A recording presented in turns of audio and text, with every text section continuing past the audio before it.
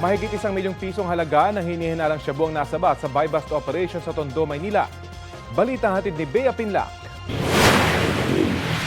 Matapos makuha ang hudyat na positibo ang drug buy-bust operation, dali-daling tumakbo ang mga operatiba ng Manila Police District sa gitna ng mga nakaparadang truck na to sa Mel Lopez Boulevard sa Tondo, Maynila, Sabado ng madaling araw. Hindi na nakapalag ang 50 anyos na lalaki matapos siyang mahulihan ng mahigit 1.3 milyong pisong halaga ng umano'y shabu.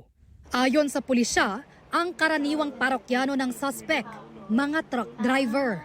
Since nasa area po siya ng Road 10, alam po natin dyan maraming mga truck drivers dyan na minsan po nakatayo lang siya doon at nilalapitan para mabilhan.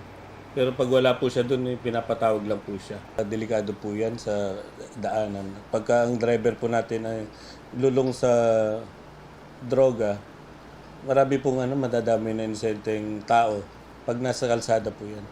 Ang paliwanag daw ng suspect sa pulisya, Ayon sa kanya, wala siyang trabaho kaya patuloy na yung pagtutulak. matipid naman ang pahayag ng suspect nang humarap sa amin. No comment, ma'am. Alam naman natin, ma'am, di masarap dito. Kasi naman nagsisisi. Reklamong paglabag sa Comprehensive Dangerous Drugs Act ang kakaharapin ng suspect. Patuloy ang investigasyon para matunton ang pinagkukuhanan niya ng iligal na droga at ang mga kasabwat niya. Bea Pinlac, nagbabalita para sa GMA Integrated News.